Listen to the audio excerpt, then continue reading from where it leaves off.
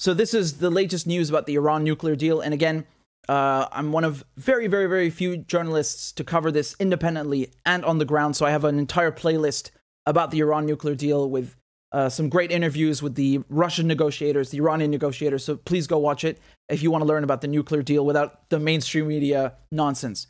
Now, here's the headline from Haaretz, and they say the United States Senate passes non-binding motion barring Biden from removing IRGC as terror group.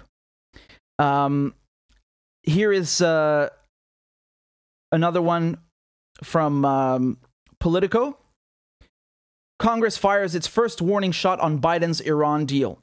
Okay, so a bipartisan supermajority of senators voted late Wednesday to endorse a Republican-led measure stating that any nuclear agreement with Tehran should also address Iran's support for terrorism in the region, and that the U.S. should not lift sanctions on an elite branch of the Iranian military, the IRGC.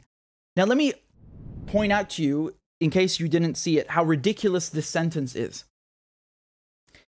The Iran nuclear deal is called the nuclear deal because it's about Iran's nuclear program. It's not about Iran's terrorism activities or what kind of underwear the ministers in Iran wear or what kind of food they like to eat or what kind of cars they drive. It's about the Iranian nuclear program. End of story. And you're seeing here the Americans, they not only ripped up the agreement and violated it, now they're trying to cram stuff inside of the deal that was never part of the deal. Like, you didn't even follow the first bloody agreement, and now you're trying to make a second one with random stuff? I mean, this is really funny. This is really funny. So let me just translate what they're saying here. When they say Iran's support for terrorism in the region, what they are talking about is Iran supporting groups like Hezbollah, like Hamas, the Syrian government, the Houthis, resistance groups, right? Because when you are in the position of the United States, the Europeans, or the Israelis, anybody resisting your rule, your occupation of this region is a terrorist, right? But it's really funny because they've been calling Palestinians terrorists for decades and for, resisting Israeli occupation. But when Ukrainians do that, oh, it's great. And, Jeremy Bowen from the BBC will post a guide on, throw Molotov cocktails effectively on Russian tanks. In any case, the double standard aside, they are trying to put stuff in the deal that is never part of the deal. The deal is that Iran caps its civilian nuclear program. Civilian nuclear program. There is no nuclear weapons program. They put limits on the uranium enrichment, 3.67%. And they allow checks from the scientists, the IAEA inspectors, which is the UN's nuclear watchdog. So it stands for International Atomic Energy Agency. And they have cameras inside the nuclear facilities. They have special seals. The inspectors can come in anywhere, anytime they like, under the additional protocol. So it's very, very comprehensive. And there's a real verification method. I don't think any country on Earth has such a rigorous and thorough verification and monitoring of their nuclear program. Israel has nuclear weapons, warheads, that it doesn't even admit to and has refused to sign the Nuclear Non-Proliferation Treaty. And they have nowhere near, zero cooperation with the IAEA. Just so you get the idea. Now, the deal was Iran caps its nuclear program in exchange for sanctions relief, okay? The deal was not Iran must stop supporting Hezbollah for sanctions relief. The deal was not Iran must stop supporting Hamas for sanctions relief. That's not the deal. That is the Europeans and the Americans and the Israelis behind them who are pushing for this stuff to be put in the deal. And I want to ask you a question. If you sign a contract with somebody and then not even 2 years later, they rip up the contract and then they attack you, why would you sign another contract with that person? Do you think they're going to hold up their end of the deal? And now they're asking for more concessions when they couldn't even hold up their end of the deal the first time? That's what's going on. This is exactly what is happening. Now, you can dislike Iran's policies. You can dislike everything about Iran, all of their foreign policy. But what I just described to you is exactly what happened. The United States ripped up the nuclear deal. Donald Trump pulled out in May 2018. And the reason he did that was because of this. He said, oh, it didn't go far enough. Now, it wasn't Trump saying that. The Israelis were saying that for him, right? And when they say it didn't go far enough, they wanted this stuff. They wanted to include Iran's support for the resistance movements because Iran is an integral part of the axis of resistance. And they wanted to include Iran's ballistic missile program. Why should Iran give up its ballistic missile program? They're just ballistic missiles. Yes, of course, you can have intercontinental ballistic missiles. That's another issue. But Iran's ballistic missile program is not nuclear. It's conventional. And every country has, every country has the right to a nuclear program, civilian nuclear program under the NPT. And there's certainly no restrictions on ballistic missiles. So I don't know where they get this idea from that they want to, basically threaten Iran with sanctions unless it abides by their imaginary rules. Again, Iran signed the NPT, the Nuclear Non-Proliferation Treaty. And if you sign it as a signatory, you can have a nuclear program, a civilian nuclear program. So it's kind of weird that Iran has to have, Iran has to have these like additional monitoring and restrictions in place for something that it's allowed to have anyway. But that's not enough. Now they want to include the ballistic missiles. And the reason they want to do this is because they are afraid of Iran. They want Iran to have no defensive capabilities whatsoever. And I'm not talking about nuclear. I'm talking about ballistic missiles. Because in the Cold War, what the Israelis did is they would go and assassinate German scientists, who were some of them Nazis. I'm not going to cry over them. But there were some German scientists who were working with the Egyptians on a ballistic missile program.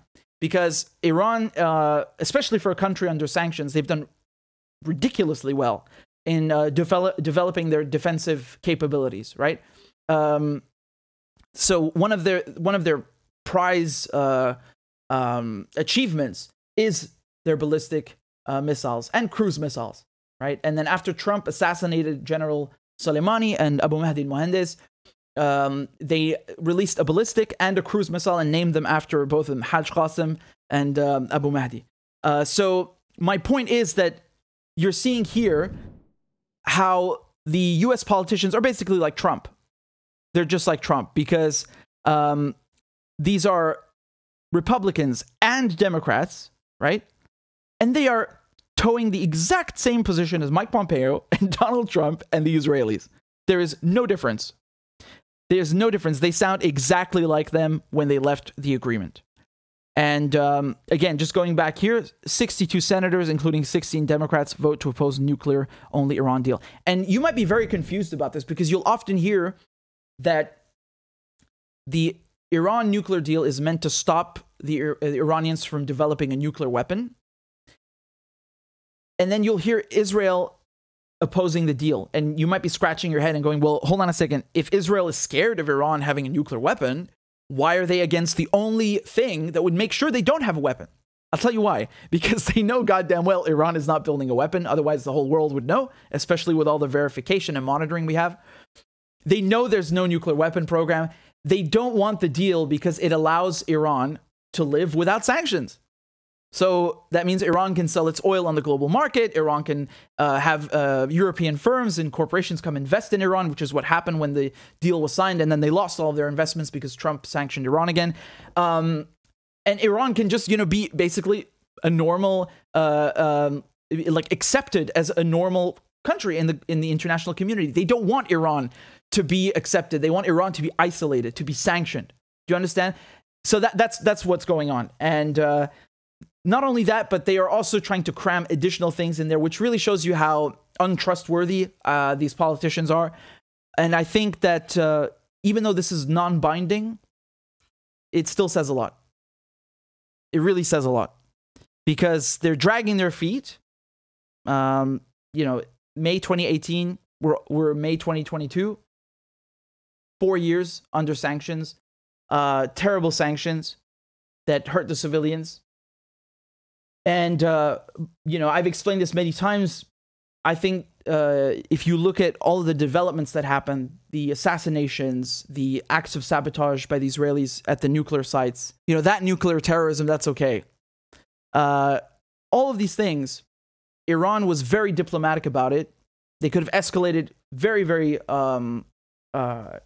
they could have responded in kind and escalated things.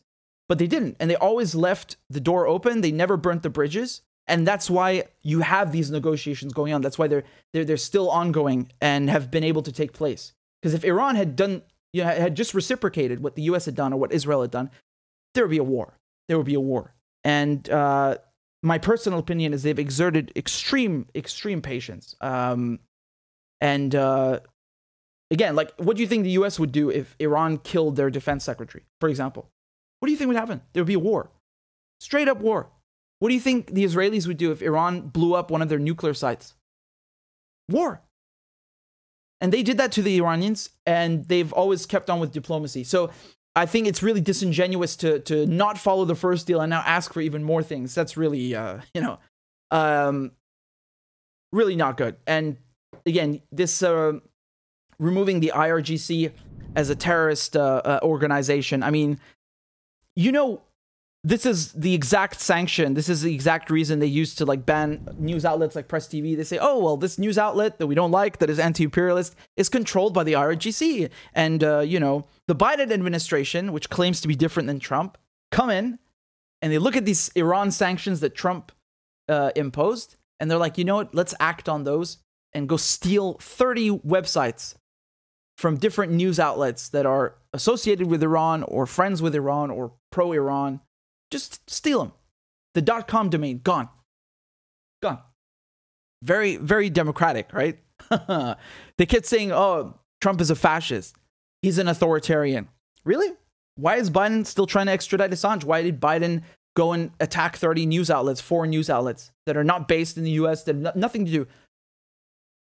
Complete hypocrites. And I don't know what's going to happen with this IRGC designation, but to think that it's just some kind of like tiny issue, it's definitely not. Again, sanctions always hurt the civilians. We'll see what happens with the deal. Right now, it's in a stalemate. But when people say that they're on hold because of the Russians demanding this requirement that, or guarantee rather, that if the deal comes back and the sanctions are lifted on Iran, the US will not go and put new sanctions on Iran because it has ties with Russia. Because right now, Russia's sanctioned. So if you deal with Russia, you'll also get sanctioned. And what Moscow has been asking is that Tehran doesn't get punished just for having ties if everything goes back to normal. And to my knowledge, the Americans provided that, so that's not the only hurdle. There's also this terrorist designation. We'll see what happens. But if you want really in-depth explanation of the deal, please go watch the playlist on the channel. I think you'll find it very much to your liking.